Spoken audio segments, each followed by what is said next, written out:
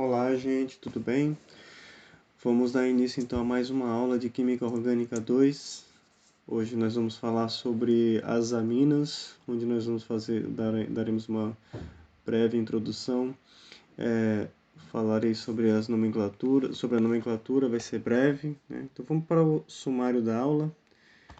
Então o que nós vamos ver nessa aula sobre aminas? Nós vamos ver então brevemente sobre a nomenclatura, a estrutura química das aminas, as suas propriedades físicas de acordo com a sua estrutura química, que são o ponto de fusão, o ponto de ebulição, solubilidade em água e, em seguida, basicidade, onde nós vamos ver a basicidade das alquilaminas e das arioaminas e comparar entre elas, né, essa basicidade, fazer uma breve discussão sobre a diferença de basicidade entre elas. E depois nós vamos falar sobre um exemplo rápido sobre a resolução quiral, utilizando aminas. Tá? Bom, para iniciar então brevemente sobre as nomenclaturas, né, as aminas são compostos orgânicos que apresentam o nitrogênio em sua estrutura química, tá? Então nós podemos ter aí em cadeias abertas ou em cadeias fechadas, né? As aminas cíclicas, que são também, na maioria dos casos, são considerados alcaloides, tá? A gente vai ver na sequência. As aminas primárias, então, a nomenclatura delas, como você já deve imaginar, então a gente primeiro nomeia o alcano e em seguida coloca amina no final. Essa é a nomenclatura IUPAC. Então, por exemplo, aqui nós temos a metilamina, certo? Aqui nós temos etilamina. Aí nós temos a isobutilamina, né? Esse aqui é o isobutil, mas também chamado de 2-metil-1-propanamina, tá? Ou ciclohexilamina. Então nós temos aqui um ciclohexil-amina, certo? Essas são as aminas primárias. Aminas secundárias você pode nomear se ela for assimétrica, então você vai nomear, você vai dar um nome dos grupos alquílicos que estão ligados ao nitrogênio, então vai ser nesse caso aqui etil-metilamina, ou quando eles são simétricos, você simplesmente coloca um di, tri, né? Por exemplo, se for uma terciária, né? Di ou tri. Então é dietilamina, tá? E aqui no caso das assimétricas você vai ordenar em ordem alfabética, né? Então etil, metilamina. As aminas terciárias, então, nós temos aqui a trietilamina, ou se ela se não forem grupos iguais, né? Então você vai colocar em ordem alfabética, né? Então você tem aqui etil, metilpropilamina, tá? Ou você pode nomear dessa maneira aqui, né? Onde você vai dar o nome da cadeia principal, que é etanamina, tá?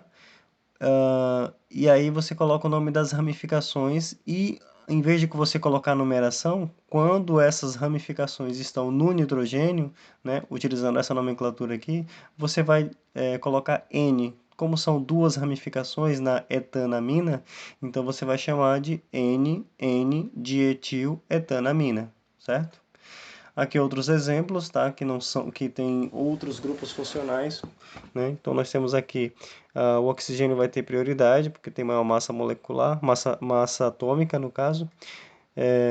Então nós temos aqui o 2-aminoetanol, nós temos o ácido 3-aminopropanoico, certo?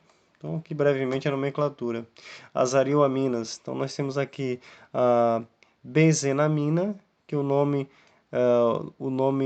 na realidade a parte em azul é o nome IUPAC e o nome usual está em preto, tá? Utilizem isso para os exemplos passados também, tá? O nome usual está em preto e o nome IUPAC está em azul. Bom, então as arioaminas, nós temos aqui a anilina, N-metilanilina, paratoluidina, tá? Esse é o nome usual, mas que seria 4-metilbenzenamina, certo? Então, para-anizidina, que é 4-metoxibenzenamina ou para-metoxibenzenamina, certo?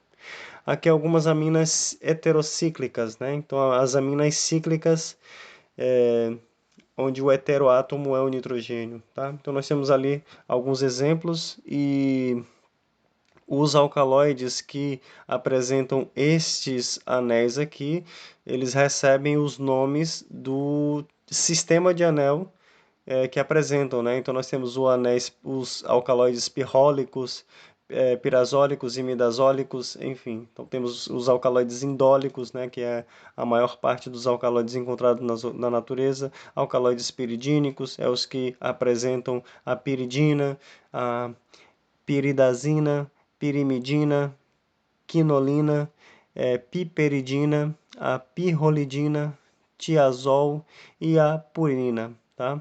Eu vou apresentar três exemplos, né? Que é o caso da cloroquina e da hidroxicloroquina e da quinina, que são exemplos de aminas heterocíclicas com o sistema de anel quinolínico, tá? Então aqui é exemplo da cloroquina, né? A cloroquina é um medicamento usado no tratamento e profilaxia da malária.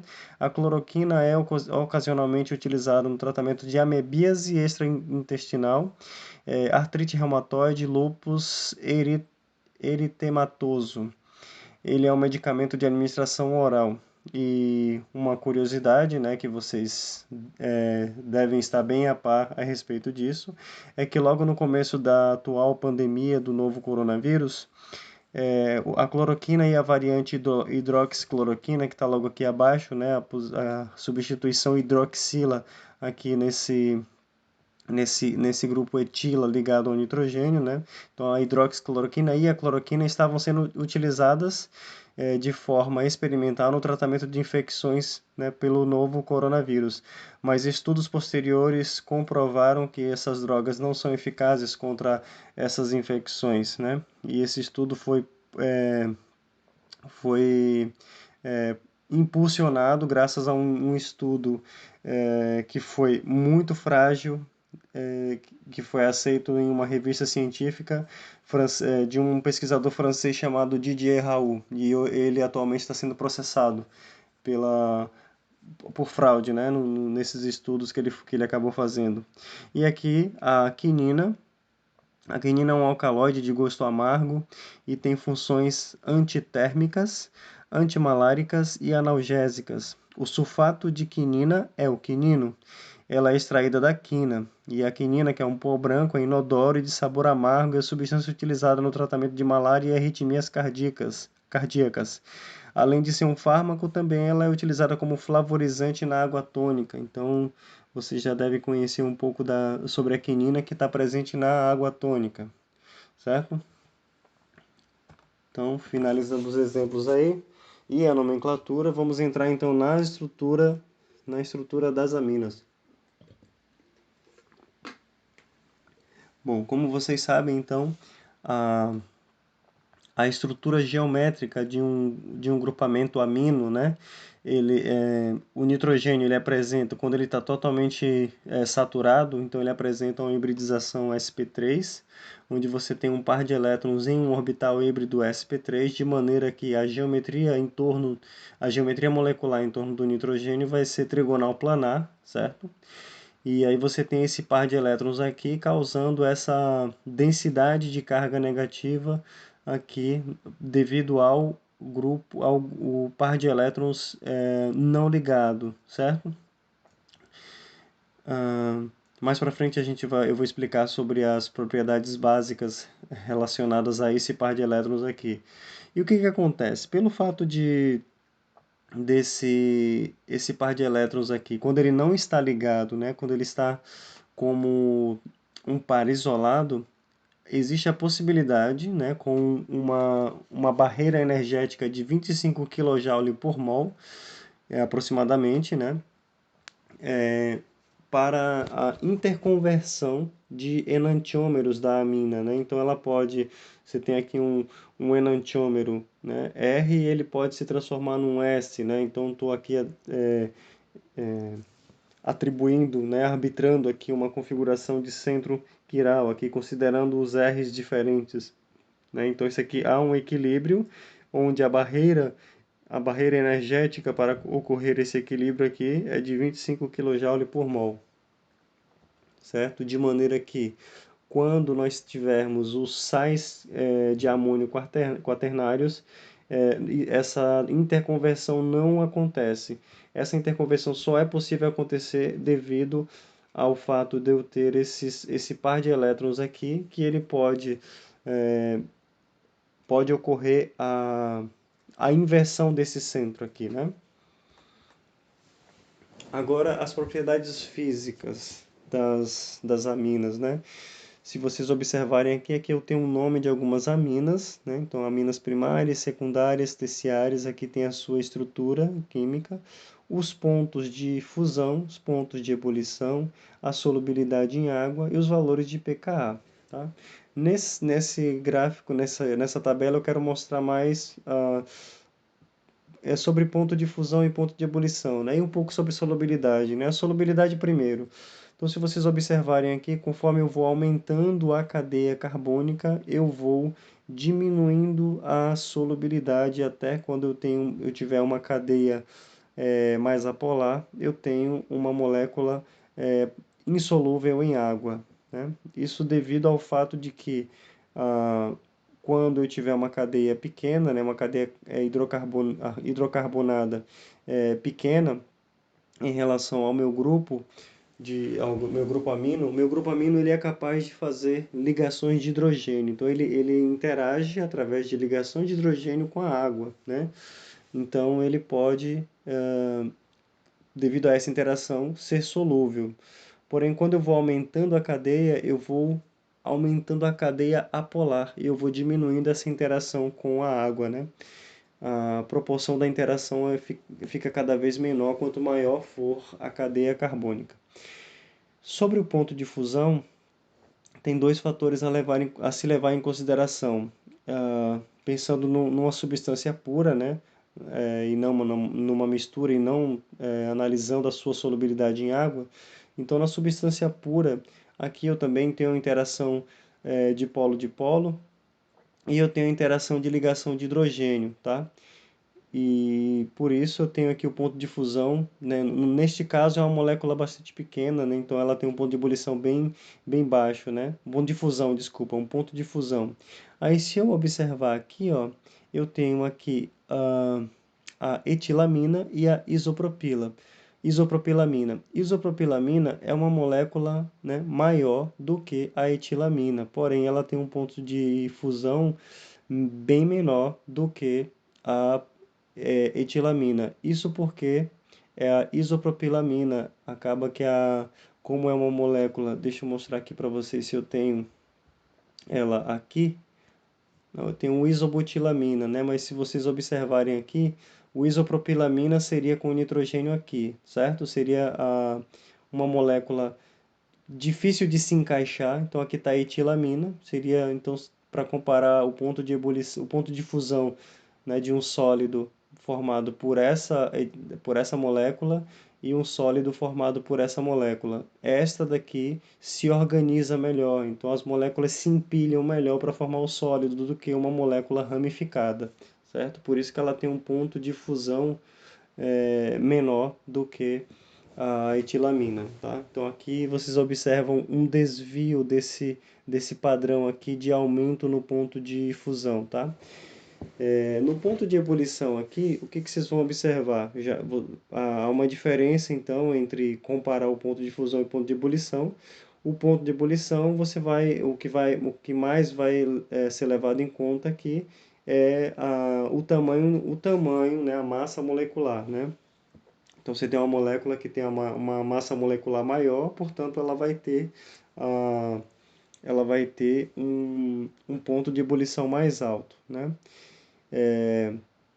Mas se você comparar, por exemplo, o CH3NH2 com o CH3OH, né, a interação de ligação de hidrogênio na molécula do metanol é maior, é mais forte do que a interação intermolecular de ligação de hidrogênio com o nitrogênio, tá? Bom, sobre o pKa eu vou discutir agora nessa sequência, né? Onde eu vou comparar aqui, ó, o pKa do íon amínio. Então nós temos aqui o íon amínio formado pela amônia, o ácido conjugado, né? Quando a amônia abstrai o próton de um ácido, né? Então ele está protonado aqui, o pKa, então disso daqui 9,6 de uma amina primária. Então nós temos aqui que é 10,64. Aumentando um pouco a cadeia, eu vou dar uma leve aumentada no pKa. Por que isso acontece? Acontece que o hidrogênio, o efeito indutivo do hidrogênio, ele não empurra nem puxa elétrons pelo efeito indutivo. Já o CH3 ele já empurra mais elétrons, né, para o nitrogênio. O que acontece com isso é que ele deixa o meu par de elétrons mais básico para abstrair algum próton. Quando eu aumento a cadeia carbônica, eu dou um leve incremento nesse pKa, certo? Então aqui é a reação como que acontece, né? O mecanismo de setas curvas, onde o par de elétrons vai abstrair o próton, né? O par de elétrons desta ligação covalente se volta para o oxigênio, formando então esse íon amínio mais o OH-. Aqui uma comparação entre a diferença de basicidade, né, na fase gasosa e na fase aquosa. Na fase gasosa, que é a forma que é utilizada nas simulações computacionais para predizer o pKa ou predizer outras propriedades físicas ou fisicoquímicas, então se utiliza simulações em fase gasosa. E o que nós observamos? Que nesse caso aqui, ó, uma amina terciária, ela tem um pKa maior, ela é mais básica do que a secundária, que é mais básica do que a primária, que é mais básica do que a amônia. Isso porque, nesse caso aqui da gasosa, o que eu tenho? Eu tenho, aqui no caso da primária, eu tenho apenas um grupo alquil empurrando elétrons, deixando o nitrogênio mais básico. Aqui eu tenho dois grupos alquílicos e aqui eu tenho três grupos. Isso na fase gasosa.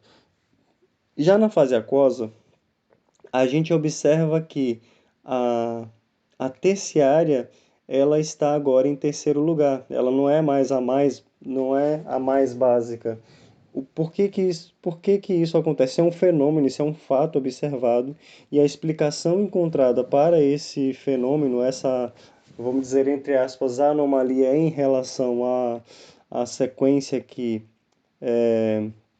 na fase gasosa, é porque o íon amínio formado tanto na base, na amina secundária quanto na primária, ele é solvatado de maneira mais eficiente, né, pela água através de ligações de hidrogênio do que a amina terciária, quando está protonada, certo? Então essa é a explicação encontrada para essa anomalia. Bom, agora comparando a basicidade entre uma amina, por exemplo, a hexilamina, tá? O ioamínio formado a partir da hexilamina, da anilina e da metilanilina, da parametilanilina. O que a gente observa? No caso aqui da ciclohexilamina, que a gente tem um pKa de 10,64.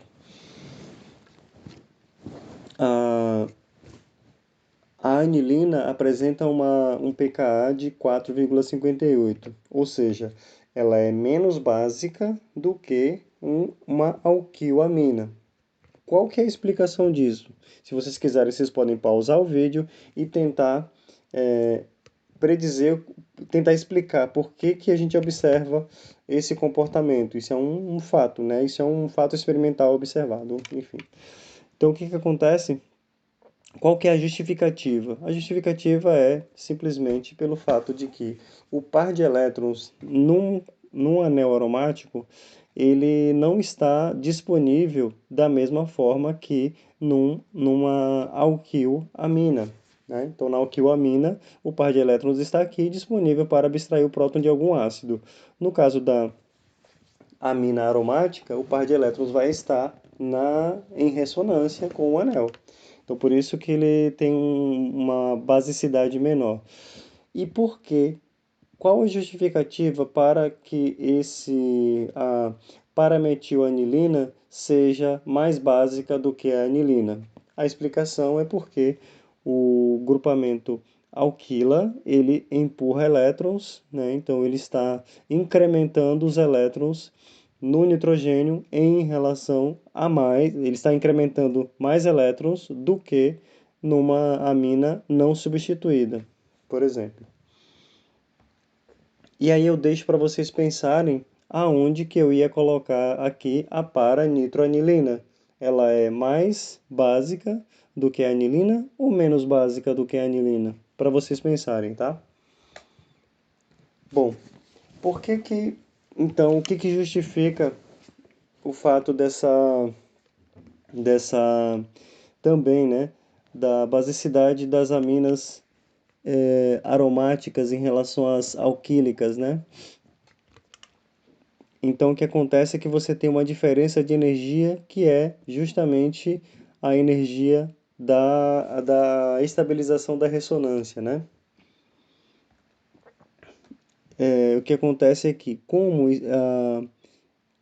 a ressonância causa essa estabilização, então aumenta a energia de ativação também, né? E a entalpia, né? Você vai precisar de mais entalpia para que aconteça essa para que esse par de elétrons, né, ataque um ácido para formar o seu ácido conjugado, né, o íon anilínio.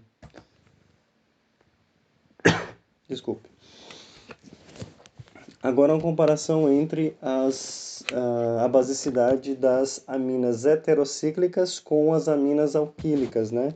Então o que a gente pode observar aqui, todas elas são alquílicas, só que elas são heterocíclicas, né, essas duas, e eu tenho aqui uma de cadeia aberta que não é heterocíclica, né? Então elas são muito próximas. Aqui a gente vai observar que as aminas heterocíclicas são não aromáticas, têm basicidades aproximadamente equivalentes às alquiloaminas, né? Aí aqui a comparação entre algumas, de basicidade entre algumas heterocíclicos aromáticos, né? Nitrogenados aromáticos. Então a gente tem aqui a piridina. Eu vou utilizar aqui para comparar a piridina e o pirrol. O que que vocês imaginam o que que justifica essa diferença? Por que que a piridina é mais básica do que o pirrol? Se vocês quiserem, pausem o vídeo novamente para tentar dar uma explicação para isso aqui. Eu já vou dar uma explicação na sequência. A explicação é a seguinte: por que que o pKa aqui é maior do que o pKa aqui? Isso se dá pelo fato de que esse par de elétrons aqui na piridina, né, o nitrogênio na piridina, ele tem a hibridização sp2. Então, esse par de elétrons aqui, não ligado, ele está num orbital sp2 que não está participando dessa ressonância aqui. Portanto, ele está disponível para atacar um ácido, um hidrogênio ácido, né? Já o pirrol, uma das estruturas, essa estrutura aqui de ressonância, né? Então ele está em ressonância. O par de elétrons aqui, ele participa da ressonância. Então, essa substância é aromática por causa desse par de elétrons aqui. Então, ele não está disponível, por isso que o pKa é tão baixo. Então, a hibridização dessa estrutura de ressonância é sp3. Porém, uma outra estrutura, quando eu movimento os elétrons aqui, então eu vou ter uma estrutura de ressonância com a hibridização no nitrogênio de sp2. Bom, agora comparando a basicidade de aminas e amidas, né? Por que que as amidas são menos básicas do que as aminas? No caso das aminas, o que que você tem? A amina, ela tem um par de elétrons que está aqui, né? Está paralisado aqui, né? Vamos dizer, está pontualizado aqui.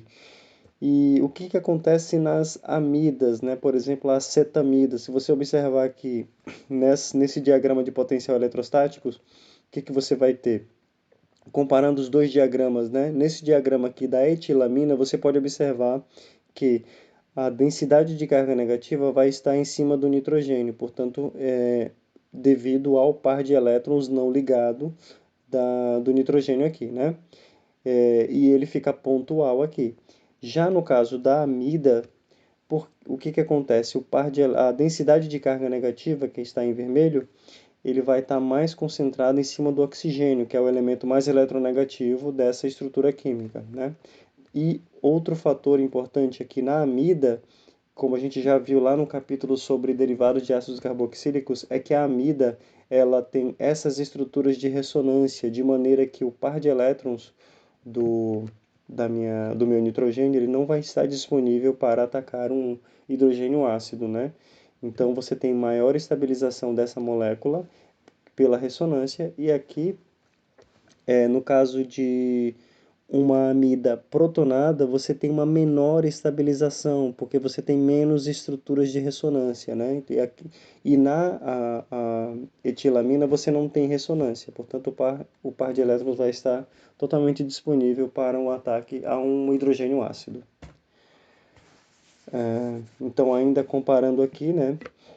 Então você vai observar aqui como é que a reação aconteceria, né? O par de elétrons aqui abstrairia o próton da água, né? Formando a amida protonada e o hidróxido, né?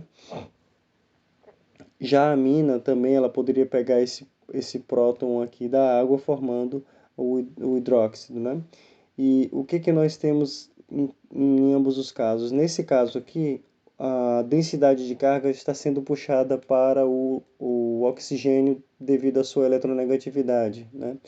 E aqui no caso de uma amina e não uma amida, o que nós vamos ter é o grupo alquila empurrando elétrons para o nitrogênio. Bom, alguns exemplos aí de sais formados a partir de aminas, tá? Quando você adiciona ácido, tá? Então nós vamos ter alguns sais que são, por exemplo, o cloreto de etilamínio, tá? Que é um sal de amínio. Quando você reage, né, a dietilamina com ácido bromídrico, então você vai formar o brometo de dietilamínio. Enfim, aqui também, quando você estiver reagindo a trietilamina com ácido iodídrico, você vai formar o iodeto de trietilamina. Exemplos, né? E um outro exemplo de sal quaternário que você... Aqui um exemplo é de um sal quaternário que você pode ter também, né? Com os sais de amônio, né? Então você tem aqui o brometo de tetraetilamônio. Então agora aqui você tem o trietilamínio, e quando você tem 4, né? Quando ele é ternário, né? Um sal quaternário, então você chama de um sal de amônio, né? Então nesse caso brometo de tetraetilamônio.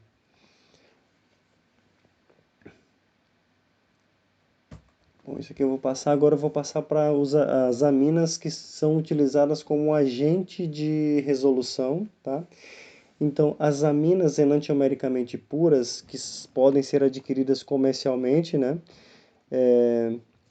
Elas são geralmente utilizadas para resolver formas racêmicas de compostos ácidos através da formação de sais diásteros isoméricos. Bom, isso aqui, digamos que essa mistura racêmica aqui, ela tenha sido gerada em uma reação que você tenha feito no laboratório, né? Uma das maneiras de você separar esses enantiômeros é você utilizar uma amina enantiomericamente pura, e que seja quiral, uma amina quiral enantiomericamente pura. Da mesma forma, vocês também podem, se vocês, né, obtiverem como resultado da sua reação uma mistura racêmica de uma amina, vocês podem utilizar um ácido enantiomericamente puro para resolver essa estrutura. Como que você faz isso? Digamos que você tem aqui a sua mistura racêmica do sal que você gerou na sua reação. O que você vai fazer? Então você vai adicionar a sua amina a sua amina quiral enantiomericamente pura, que é o adquirida comercialmente. Então você vai ter os dois sais que vão precipitar, certo? Cada um deles vai ter um KPS diferente, cada um deles vai precipitar em um momento, então você pode adicionando, você pode mudar a polaridade do seu solvente, você pode ir adicionando lentamente, e cada um vai precipitar num tempo diferente, e aí você consegue separar os dois sais, e já com esses sais separados, você adiciona ácido, e aí você vai tendo os seus enantiômeros ácidos de forma separada. Bom, então aqui temos alguns exemplos, né, de algumas moléculas naturais que são utilizadas como agentes de resolução quiral, né? Nós temos aqui a estricnina, a menos estricnina, a menos brucina, e a nicotina também pode ser utilizada, a morfina ou a codeína, a serotonina. Isso aqui, desculpa, isso aqui são outros exemplos de aminas que são importantes, né? Essas daqui são aminas que são utilizadas como agentes de resolução, e esses aqui são alguns exemplos de aminas que são importantes, né? Que são bastante conhecidas, né? Então temos aqui também a serotonina e a dopamina, além daquelas aminas que eu mostrei para vocês lá no exemplo, né? Da cloroquina, hidroxicloroquina e da quinina, certo? Então era isso, agradeço e até a próxima.